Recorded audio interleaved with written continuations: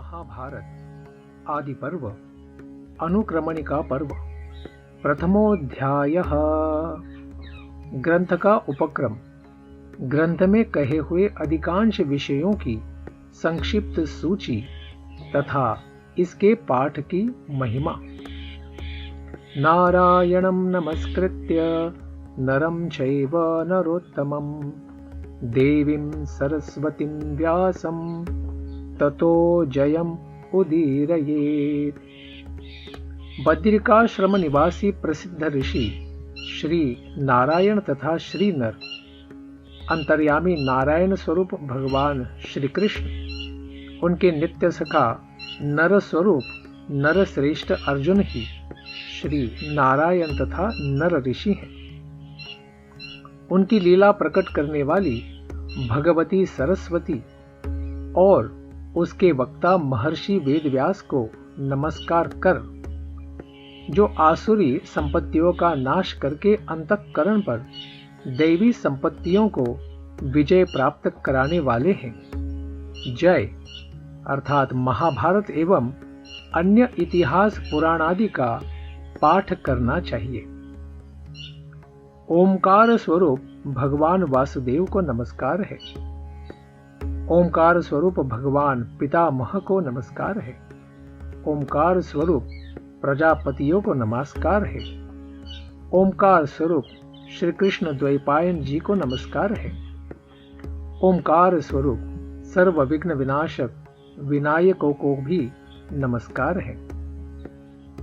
एक समय की बात है, नैमिषारण्य में कुलपति महर्षि शौनक के 12 वर्षों तक चालू रहने वाले सत्र में जब उत्तम एवं कठोर ब्रह्मचर्य आदि को पालन करने वाले ब्रह्मर्षिगण अवकाश के समय सुखपूर्वक बैठे थे, सूत कुल को आनंदित करने वाले लोमहर्षण पुत्र उग्रश्रवा सौती स्वयं कौतूहलवश उन ब्रह्मर्षियों के समीप बड़े विनीत भाव से आए।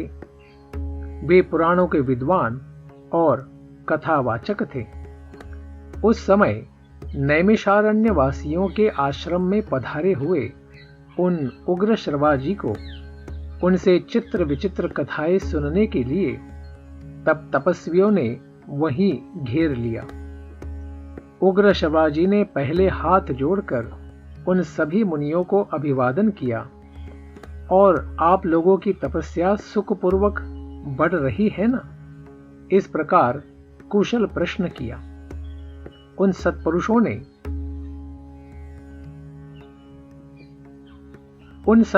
ने भी उग्र श्रवाजी का भली भांति स्वागत सत्कार किया। इसके अनंतर जब वे सभी तपस्वी अपने अपने आसन पर विराजमान हो गए, तब लोमहर्षण पुत्र उग्र श्रवाजी ने भी उनके बताए हुए आसन को विनय पूर्वक ग्रहण किया। तत्पश्चात यह देख कर कि उग्र श्रवाजी थकावट से रहित होकर आराम से बैठे हुए हैं, किसी महर्षि ने बातचीत का प्रसंग उपस्थित करते हुए यह प्रश्न पूछा। कमलनयन सूत कुमार, आपका शुभागमन कहां से हो रहा है? अब तक आपने कहां आनंद पूर्वक समय बिताया है? मेरे इस प्रश्न का कृपा कर उत्तर दीजिए। उग्र श्रवाजी एक कुशल वक्ता थे। इस प्रकार प्रश्न किए जाने पर वे शुद्ध अंतःकरण वाले मुनियों की उस विशाल सभा में ऋषियों तथा राजाओं से संबंध रखने वाली उत्तम एवं यथार्थ कथा कहने लगे। उग्र श्रवाजी ने कहा, महर्षियों, चक्रवर्ती सम्राट महात्मा राजर्षि परीक्षित नंदन जन्मेजय के सर्पयज्ञ में उन्हीं के पास वैशंपायन ने श्री कृष्ण द्वैपायन व्यास जी के द्वारा निर्मित परम पुण्यमयी चित्र विचित्र अर्थ से युक्त महाभारत की जो विविध कथाएं विधि पूर्वक कही हैं, उन्हें सुनकर मैं आ रहा हूं। मैं बहुत से तीर्थों एवं धामों की यात्रा करता हुआ ब्राह्मणों के द्वारा सेवित उस परम पुण्यमय समंत पंचक क्षेत्र कुरुक्षेत्र देश में गया, जहां पहले कौरव पांडव एवं अन्य सब राजाओं का युद्ध हुआ था। वहीं से आप लोगों के दर्शन की इच्छा लेकर मैं यहां आपके पास आया हूं। मेरी यह मान्यता है कि आप सभी दीर्घायु एवं ब्रह्म स्वरूप हैं। ब्राह्मणों, इस यज्ञ में सम्मिलित आप सभी बड़े भाग्यशाली तथा सूर्य और अग्नि के समान तेजस्वी हैं। इस समय आप सभी स्नान, संध्या वंदन, जप और अग्निहोत्र आदि करके शुद्ध हो अपने अपने आसन पर स्वस्थ चित्त से विराजमान हैं। आज्ञा कीजिए, मैं आप लोगों को क्या सुनाऊं? क्या मैं आप लोगों को धर्म और अर्थ के गूढ़ रहस्य से युक्त अंतःकरण को शुद्ध करने वाली भिन्न भिन्न पुराणों की कथा सुनाऊं, अथवा उदार चरित महानुभाव ऋषियों एवं सम्राटों के पवित्र इतिहास?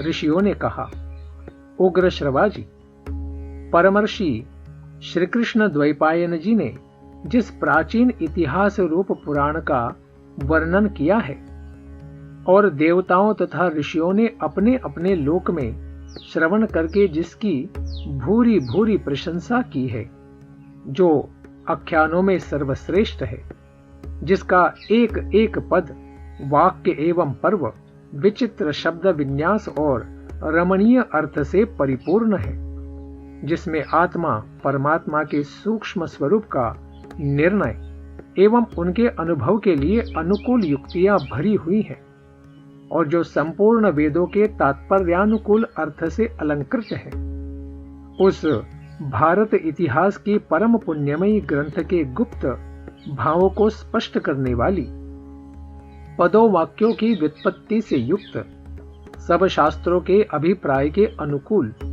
और उनसे समर्थित जो अद्भुत कर्म व्यास जी की संहिता है, उसे हम सुनना चाहते हैं। अवश्य ही वह चारों वेदों के अर्थों से भरी हुई तथा पुण्य स्वरूपा है, पाप और भय को नाश करने वाली है। भगवान वेद व्यास की आज्ञा से राजा जन्मेजय के यज्ञ में प्रसिद्ध ऋषि वैशंपायन जी ने आनंद में भरकर भली भांति इसका निरूपण किया है। उग्र श्रवाजी ने कहा, जो सबका आदि कारण अंतर्यामी और नियंता है, यज्ञों में जिसका आवाहन और जिसके उद्देश्य से हवन किया जाता है, जिसकी अनेक पुरुषों द्वारा अनेक नामों से स्तुति की जाती है, जो ऋत सत्य स्वरूप एकाक्षर ब्रह्म प्रणव एवं एकमात्र अविनाशी और सर्वव्यापी परमात्मा व्यक्ता व्यक्त साकार निराकार दोनों स्वरूपों में एवं सनातन है। असत सत एवं उभय रूप से जो स्वयं विराजमान है, फिर भी जिसका वास्तविक स्वरूप सत असत दोनों से विलक्षण है। यह विश्व जिससे अभिन्न है, जो संपूर्ण परावर सूक्ष्म स्थूल जगत का सृष्टा पुराण पुरुष सर्वोत्कृष्ट परमेश्वर एवं वृद्धि क्षय आदि विकारों से रहित है, जिसे पाप कभी छू नहीं सकता, जो सहज शुद्ध है, वह ब्रह्म ही मंगलकारी एवं मंगलमय विष्णु है। उन्हीं चराचर गुरु ऋषिकेश, जो मन और इंद्रियों को प्रेरणा देते हैं और उनके स्वामी हैं, श्री हरि को नमस्कार करके सर्वलोक पूजित अद्भुत कर्मा महात्मा महर्षि व्यास देव के इस अंतःकरण शोधक मत का मैं वर्णन करूंगा। पृथ्वी पर इस इतिहास का अनेकों कवियों ने वर्णन किया है और इस समय भी बहुत से वर्णन करते हैं।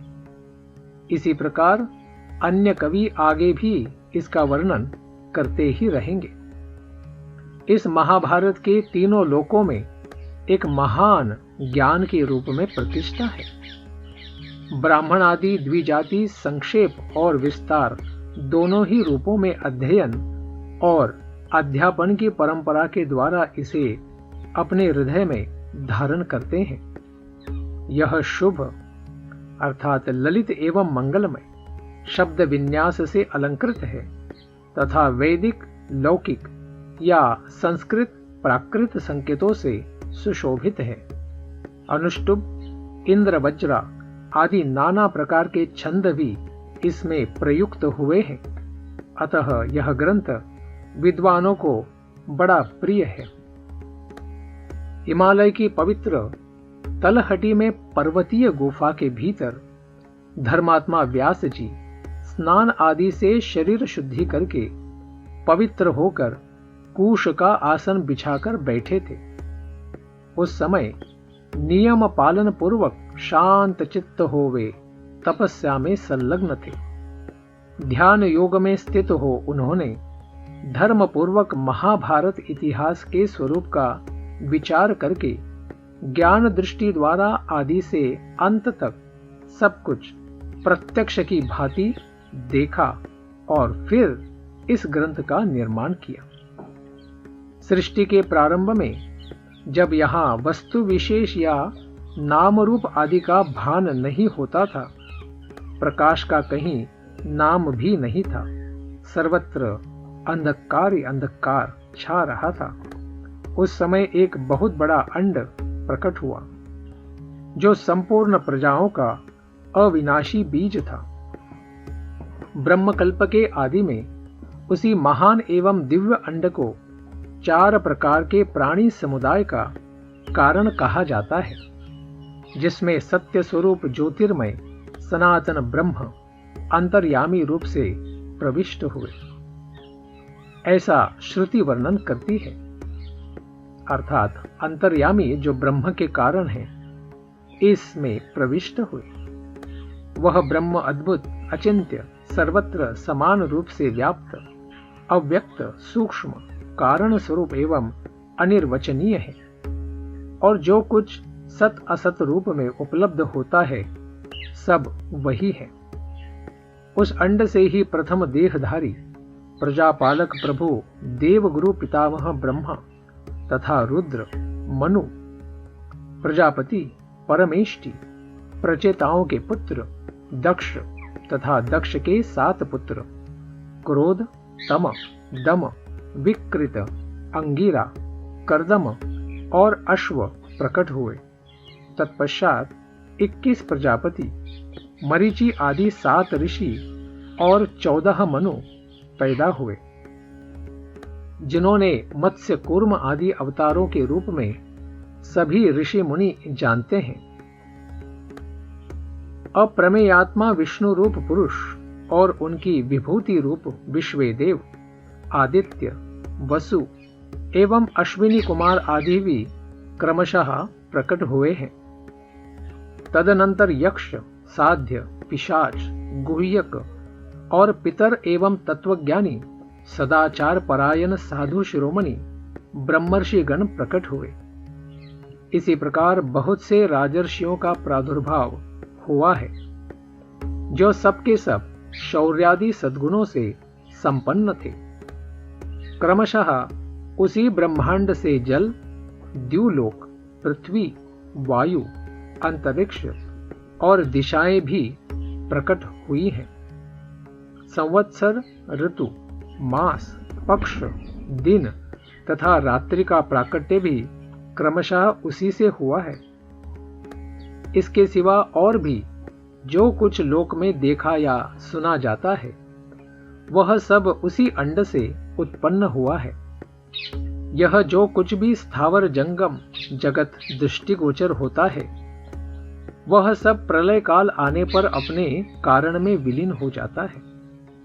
जैसे ऋतु के आने पर उसके फल, पुष्प आदि नाना प्रकार के चिन्ह प्रकट होते हैं और ऋतु बीत जाने पर वे सब समाप्त हो जाते हैं, उसी प्रकार कल्प का आरंभ होने पर पूर्ववत वे पदार्थ दृष्टिगोचर होने लगते हैं और कल्प के अंत में उनका लय हो जाता है। इस प्रकार यह अनादि और अनंत काल चक्र लोक में प्रवाह रूप से नित्य घूमता रहता है। इसी में प्राणियों की उत्पत्ति और संहार हुआ करते हैं। इसका कभी उद्भव तो कभी विनाश नहीं होता। देवताओं की सृष्टि संक्षेप से 33,000, 3300 और 33 लक्षित होती है। पूर्व काल में दिवपुत्र, बृहत, भानु, चक्षु, आत्मा, विभावसु, सविता, ऋचिक, अर्क, भानु, आशावाह तथा रवि, ये सब शब्द विवस्वान के बोधक माने गए हैं। इन सब में जो अंतिम रवि है वे मही यानी पृथ्वी में गर्भ स्थापन करने वाले एवं पूज्य माने गए हैं। इनके तनय देवभ्राट हैं और देवभ्राट के तनय सुभ्राट माने गए हैं। सुभ्राट के 3 पुत्र हुए। वे सब के सब संतानवान और बहुश्रुत ज्ञाता हैं। उनके नाम इस प्रकार हैं: दश ज्योति, शत ज्योति तथा सहस्त्र ज्योति। महात्मा दश ज्योति के 10,000 पुत्र हुए। उनसे भी 10 गुने अर्थात 1,00,000 पुत्र यहां शत ज्योति के हुए। फिर उनसे भी 10 गुने अर्थात 10,00,000 पुत्र सहस्त्र ज्योति के हुए। उन्हीं से यह कुरुवंश, यदुवंश, भरत वंश, ययाति और इक्ष्वाकु के वंश तथा अन्य राजर्षियों के सब वंश चले हैं।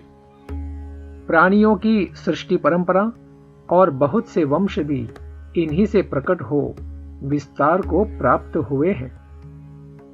भगवान वेदव्यास ने अपनी ज्ञान दृष्टि से संपूर्ण प्राणियों के निवास स्थान, धर्म, अर्थ और काम के भेद से त्रिविध रहस्य, कर्मोपासना ज्ञान रूप वेद, विज्ञान सहित योग, धर्म, अर्थ एवं काम, इन धर्म, काम और अर्थ रूप 3 पुरुषार्थों के प्रतिपादन करने वाले विविध शास्त्र, लोक व्यवहार की सिद्धि के लिए आयुर्वेद, धनुर्वेद, स्थापत्य वेद, गंधर्व वेद आदि लौकिक शास्त्र सब उन्हीं 10 ज्योति आदि से हुए हैं। इस तत्व को और उनके स्वरूप को भली भांति अनुभव किया। उन्होंने ही इस महाभारत ग्रंथ में व्याख्या के साथ उस सब इतिहास का तथा विविध प्रकार की श्रुतियों के रहस्य आदि का पूर्ण रूप से निरूपण किया है और इस पूर्णता को ही इस ग्रंथ का लक्षण बताया गया है। महर्षि ने इस महान ज्ञान का संक्षेप और विस्तार दोनों ही प्रकार से वर्णन किया है, क्योंकि संसार में विद्वान पुरुष संक्षेप और विस्तार दोनों ही रीतियों को पसंद करते हैं। कोई कोई इस ग्रंथ का आरंभ नारायणम नमस्कृत्य से मानते हैं और कोई कोई आस्तिक पर्व से। दूसरे विद्वान ब्राह्मण उपरिचर वसु की कथा से इसका विधि पूर्वक पाठ प्रारंभ करते हैं। विद्वान पुरुष इस भारत संहिता के ज्ञान को विविध प्रकार से प्रकाशित करते हैं। कोई कोई ग्रंथ की व्याख्या करके समझाने में कुशल होते हैं, तो दूसरे विद्वान अपनी तीक्ष्ण मेधा शक्ति के द्वारा इस ग्रंथों को धारण करते हैं। सत्यवती नंदन भगवान व्यास जी ने अपनी तपस्या एवं ब्रह्मचर्य की शक्ति से सनातन वेद का विस्तार करके इस लोक पावन पवित्र इतिहास का निर्माण किया है।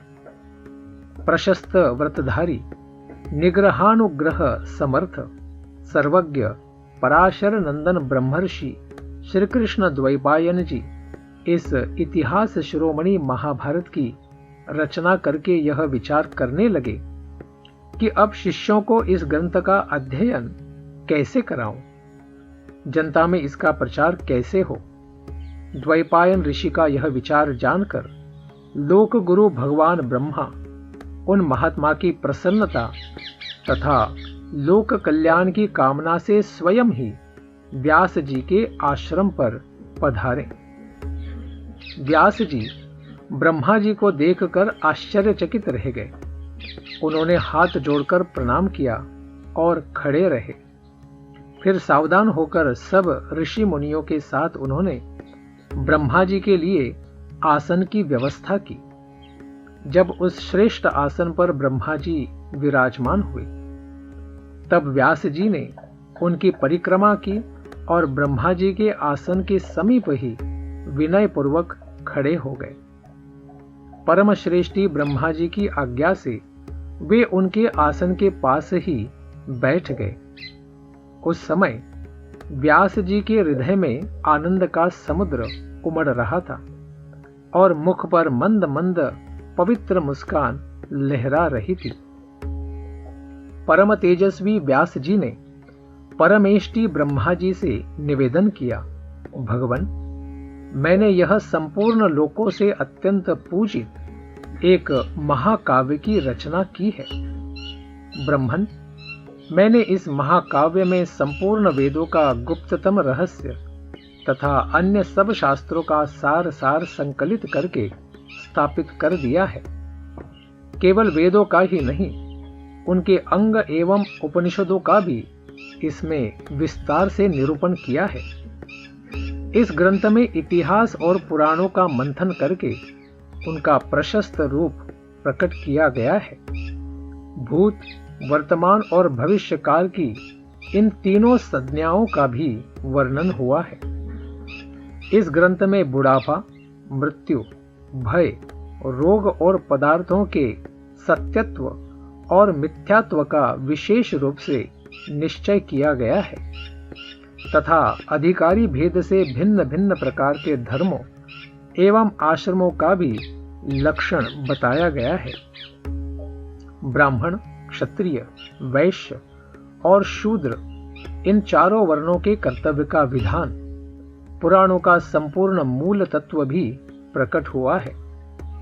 तपस्या एवं ब्रह्मचर्य के स्वरूप, अनुष्ठान एवं फलों का विवरण, पृथ्वी, चंद्रमा, सूर्य, ग्रह, नक्षत्र, तारा, सत्ययुग, त्रेता, द्वापर, कलयुग, इन सबके परिमाण और प्रमाण, ऋग्वेद, यजुर्वेद, सामवेद और इनके आध्यात्मिक अभिप्राय और अध्यात्म शास्त्र का इस ग्रंथ में विस्तार से वर्णन किया गया है।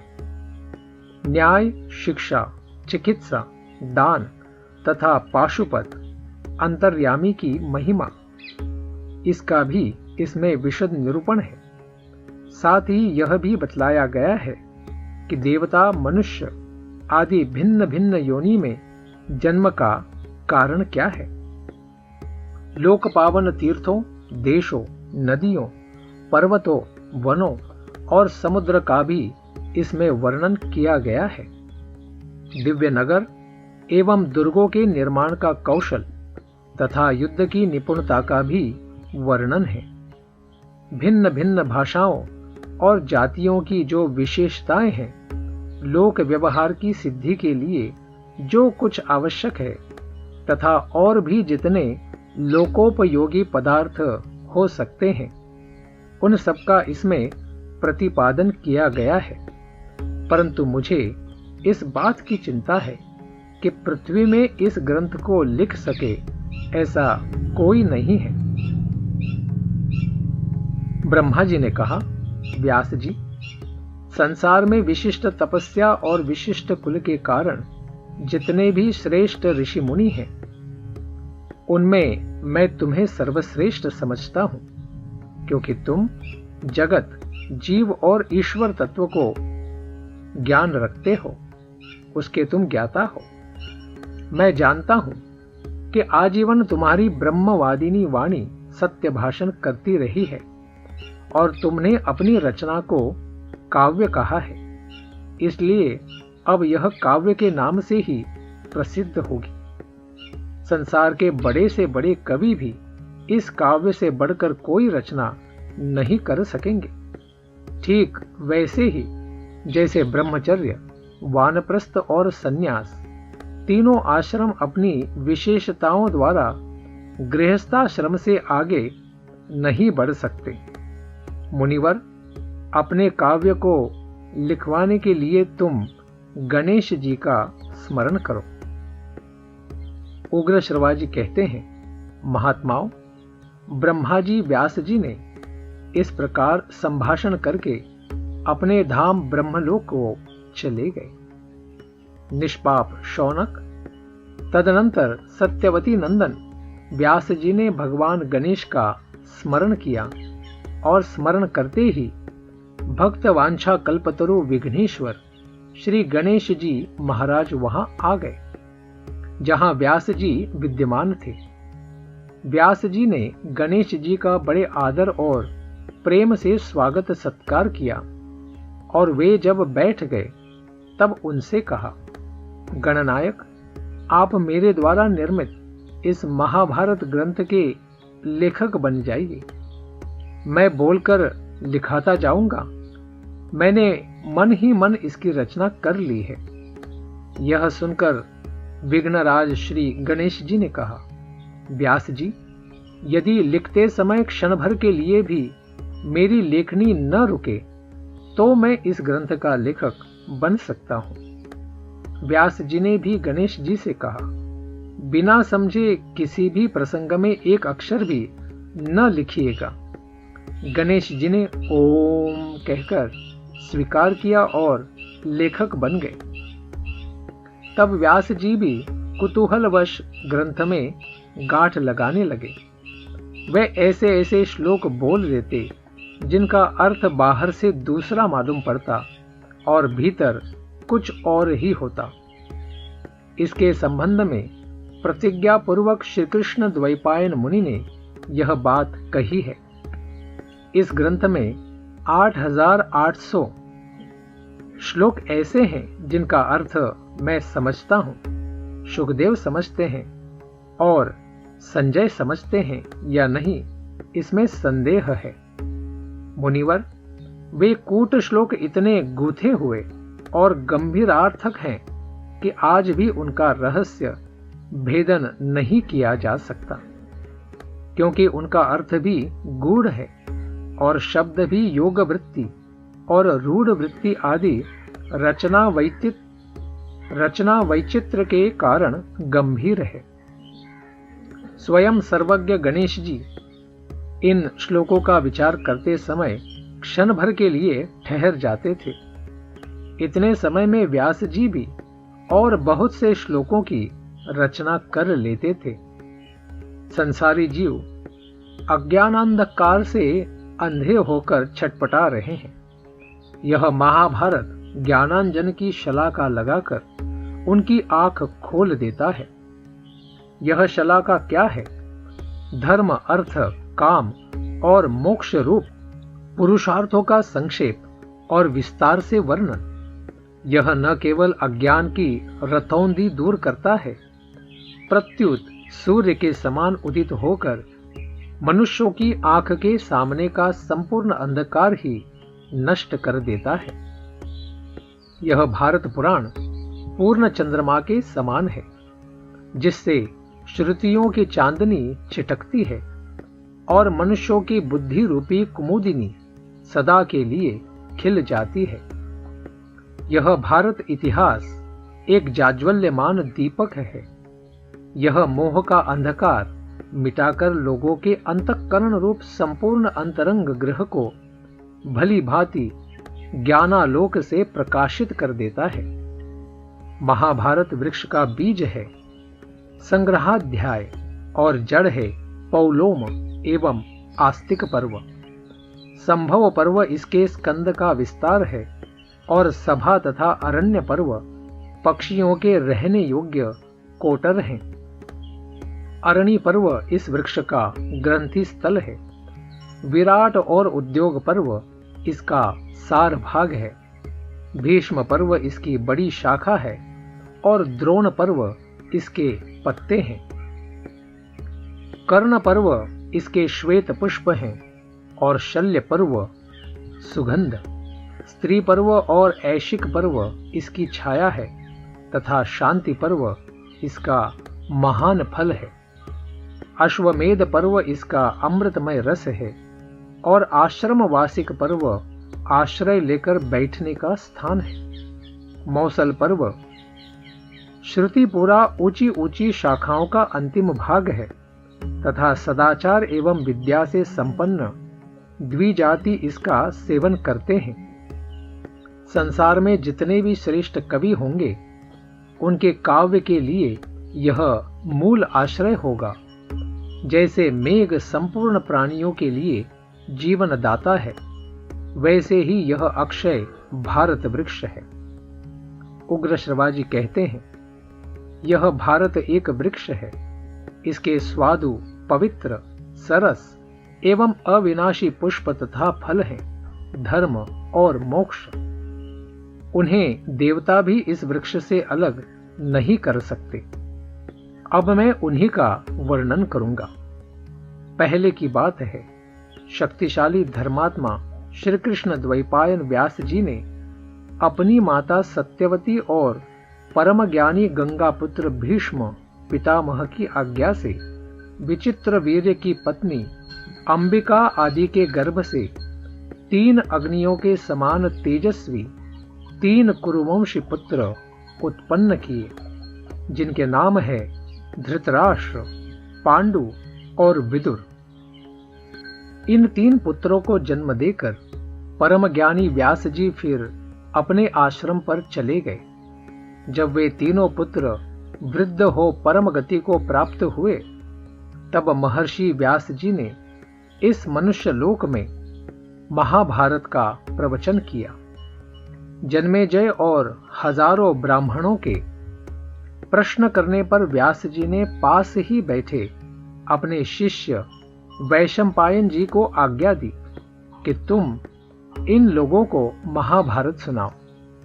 वैशंपायन याज्ञिक सदस्यों के साथ ही बैठे थे, अतः जब यज्ञ कर्म के बीच बीच में अवकाश मिलता, तब यजमान आदि के बार बार आग्रह करने पर वे उन्हें महाभारत सुनाया करते थे। इस महाभारत ग्रंथ में व्यास जी ने कुरुवंश के विस्तार, गांधारी की धर्मशीलता, विदुर जी की उत्तम प्रज्ञा और कुंती देवी के धैर्य का भली भांति वर्णन किया है। महर्षि भगवान व्यास ने इसमें वसुदेव नंदन श्री कृष्ण के महात्म्य, पांडवों की सत्यपरायणता तथा धृतराष्ट्र पुत्र दुर्योधन आदि के दुर्व्यवहारों का स्पष्ट उल्लेख किया है।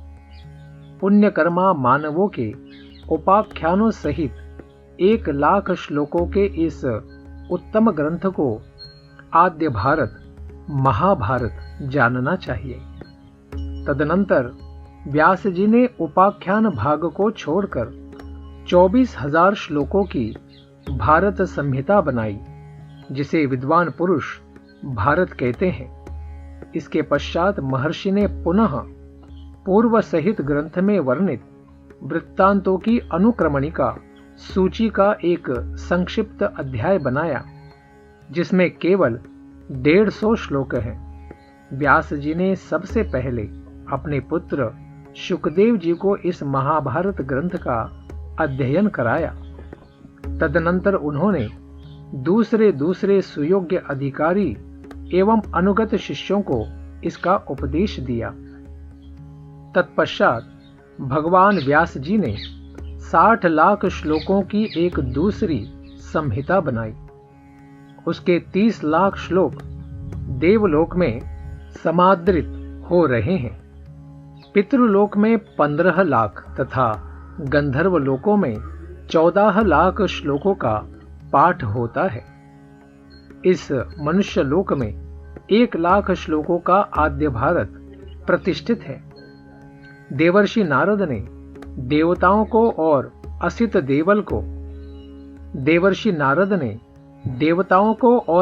देवल ने पितरों को इसका श्रवण कराया है। शुकदेव जी ने गंधर्व, यक्ष तथा राक्षसों को महाभारत की कथा सुनाई है, परंतु इस मनुष्य लोक में संपूर्ण वेदवेत्ताओं के शिरोमणि व्यास शिष्य धर्मात्मा वैशंपायन जी ने इसका प्रवचन किया है। मुनिवरों, वही 1,00,000 श्लोकों का महाभारत आप लोग मुझसे श्रवण कीजिए। दुर्योधन क्रोधमय विशाल वृक्ष के समान है। कर्ण स्कंद, शकुनी शाखा और दुशासन समृद्ध फल पुष्प हैं।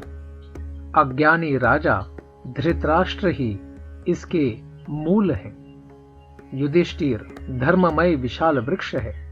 अर्जुन स्कंद, भीमसेन शाखा और माद्री नंदन इसके समृद्ध फल पुष्प हैं। श्री कृष्ण वेद और ब्राह्मण ही इस वृक्ष के मूल हैं।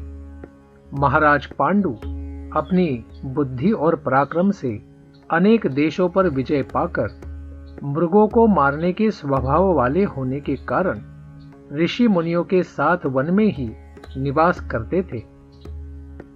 एक दिन उन्होंने मृग रूपधारी महर्षि को मैथुन काल में मार डाला। इससे वे बड़ी भारी संकट में पड़ गए। ऋषियों ने यह शाप दे दिया कि स्त्री सहवास करने पर तुम्हारी मृत्यु हो जाएगी। यह संकट होते हुए भी युधिष्ठिर आदि पांडवों के जन्म से लेकर जात कर्म आदि सब संस्कार वन में ही हुए और वहीं उन्हें शील एवं सदाचार की रक्षा का उपदेश हुआ।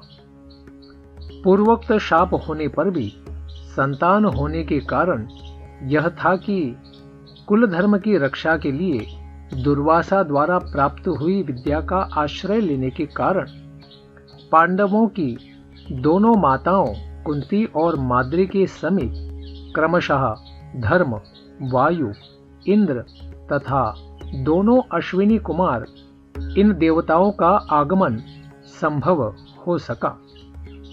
इन्हीं की कृपा से युधिष्ठिर, भीमसेन, अर्जुन एवं नकुल सहदेव की उत्पत्ति हुई।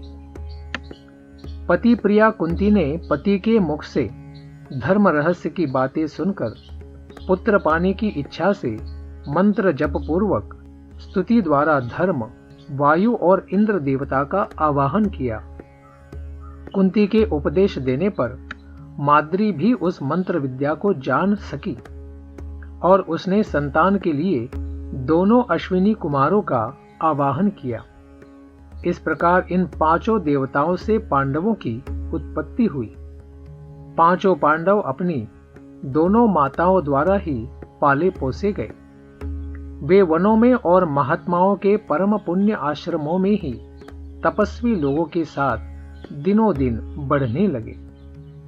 पांडु की मृत्यु होने के पश्चात बड़े बड़े ऋषि मुनि स्वयं ही पांडवों को लेकर धृतराष्ट्र एवं उनके पुत्रों के पास आए। उस समय पांडव नन्हे नन्हे शिशु के रूप में बड़े ही सुंदर लगते थे। वे सिर पर जटा धारण किए ब्रह्मचारी के वेश में थे। ऋषियों ने वहां जाकर धृतराष्ट्र एवं उनके पुत्रों से कहा, ये तुम्हारे पुत्र, भाई, शिष्य और सुहृद हैं। ये सभी महाराज पांडु के ही पुत्र हैं। इतना कहकर वे मुनि वहां से अंतर्धान हो गए। ऋषियों के द्वारा लाए हुए उन पांडवों को देखकर सभी कौरव और नगर निवासी शिष्ट तथा वर्णाश्रमी हर्ष से भरकर अत्यंत कोलाहल करने लगे। कोई कहते ये पांडु के पुत्र नहीं हैं, दूसरे कहते अजी ये उन्हीं के हैं। कुछ लोग कहते जब पांडु को मरे इतने दिन हो गए तब ये उनके पुत्र कैसे हो सकते हैं। फिर सब लोग कहने लगे, हम तो सर्वथा इनका स्वागत करते हैं। हमारे लिए बड़े सौभाग्य की बात है कि आज हम महाराज पांडु की संतान को अपने आंखों से देख रहे हैं। फिर तो सब ओर से स्वागत बोलने वालों की ही बातें सुनाई देने लगी। दर्शकों का वह तुमुल शब्द बंद होने पर संपूर्ण दिशाओं को प्रतिध्वनित करती हुई अदृश्य भूतों देवताओं की यह सम्मिलित आकाशवाणी गूंज उठी, ये पांडव ही हैं। जिस समय पांडवों ने नगर में प्रवेश किया उसी समय फूलों की वर्षा होने लगी। सब और सुगंध छा गई तथा शंख और दुंदुभियों की मांगलिक शब्द सुनाई देने लगे। यह एक अद्भुत चमत्कार सी ही बात हुई थी।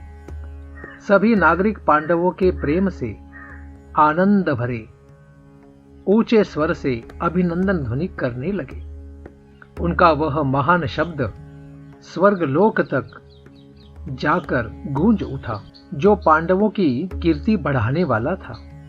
वे संपूर्ण वेद एवं विविध शास्त्रों का अध्ययन करके वहीं निवास करने लगे। सभी उनका आदर करते थे और उन्हें किसी से भय नहीं था। राष्ट्र की संपूर्ण प्रजा युधिष्ठिर के शौचाचार, भीमसेन की धृति, अर्जुन के विक्रम तथा नकुल सहदेव की गुरु शुश्रूषा, क्षमाशीलता और विनय से बहुत ही प्रसन्न होती थी। सब लोग पांडवों के शौर्य गुण से संतोष का अनुभव करते थे। तदनंतर कुछ काल के पश्चात राजाओं के समुदाय में अर्जुन ने अत्यंत दुष्कर पराक्रम करके स्वयं ही पति चुनने वाली द्रुपद कन्या कृष्णा को प्राप्त किया। तभी से वे इस लोक में संपूर्ण धनुर्धारियों के पूजनीय आदरणीय हो गए और समरांगण में प्रचंड मार्तंड की भांति प्रतापी अर्जुन की ओर किसी के लिए आंख उठाकर देखना भी कठिन हो गया। उन्होंने पृथक पृथक तथा महान संघ बनाकर आए हुए सब राजाओं को जीतकर महाराज युधिष्ठिर के राजसूय नामक महायज्ञ को संपन्न कराया। भगवान श्री कृष्ण की सुंदर नीति और भीमसेन तथा अर्जुन की शक्ति से बल के घमंड में चूर रहने वाले जरासंध और चेदीराज शिशुपाल को मरवाकर धर्मराज युधिष्ठिर ने महायज्ञ राजसूय का संपादन किया। वह यज्ञ सभी उत्तम गुणों से संपन्न था। उसमें प्रचुर अन्न और पर्याप्त दक्षिणा का वितरण किया गया था। कहते हैं, अपनी इच्छा के अनुकूल और प्रतिकूल पदार्थों की प्राप्ति होने पर चित्त में विकार न होना ही धृति है। सबसे बढ़कर सामर्थ्य का होना ही विक्रम है। सत्कृति की अनुवृत्ति ही शुश्रूषा है। सदाचार परायण गुरुजनों का अनुसरण करना गुरु शुश्रूषा है। किसी के द्वारा अपराध बन जाने पर भी उसके प्रति अपने चित्त में क्रोध आदि विकारों का न होना ही क्षमाशीलता है। जितेंद्रियता अथवा अनुद्धत रहना ही विनय है। बलवान शत्रु को भी पराजित कर देना अध्यवसाय शौर्य है। इनके संग्राहक श्लोक इस प्रकार हैं। आचार्य, ब्रह्मा, ऋत्विक, सदस्य, यजमान, यजमान पत्नी, धन संपत्ति, श्रद्धा, उत्साह, विधि विधान का सम्यक पालन एवं सद्बुद्धि आदि यज्ञ की उत्तम गुण सामग्री के अंतर्गत ही है। उस समय इधर उधर विभिन्न देशों तथा नृपतियों के यहाँ से मणि, स्वर्ण, रत्न, गाय, हाथी, घोड़े, धन संपत्ति, विचित्र वस्त्र, तंबू, कनात, पर्दे, उत्तम कंबल, श्रेष्ठ मृगचर्म तथा रंकू नामक मृग के बालों के बने हुए कोमल बिछौने आदि जो उपहार की बहुमूल्य वस्तुएं आती, वे दुर्योधन के हाथ में दी जाती, उसी की देखरेख में रखी जाती थी। उस समय पांडवों की वह बड़ी चढ़ी समृद्धि संपत्ति देखकर दुर्योधन के मन में ईर्ष्या जनित महान रोष एवं दुख का उदय हुआ। उस अवसर पर मया दानव ने पांडवों को एक सभा भवन भेंट में दिया था, जिसकी रूपरेखा विमान के समान थी। वह भवन उसके शिल्प कौशल का एक अच्छा नमूना था। उसे देखकर दुर्योधन को अधिक संताप हुआ। उसने सभा भवन में जब संभ्रम, जल में स्थल और स्थल में जल का भ्रम होने के कारण दुर्योधन के पांव फिसलने से लगे, तब भगवान श्री कृष्ण के सामने ही भीमसेन ने उसे गवार सा सिद्ध करते हुए उसकी हंसी उड़ाई थी। दुर्योधन नाना प्रकार के भोग तथा भली भांति के रत्नों का उपयोग करते रहने पर भी दिनों दिन दुबला रहने लगा। उसका रंग फीका पड़ गया। इसकी सूचना कर्मचारियों ने महाराज धृतराष्ट्र को दे दी। हरे कृष्णा कृष्ण कृष्णा हरे हरे, हरे राम राम राम हरे हरे।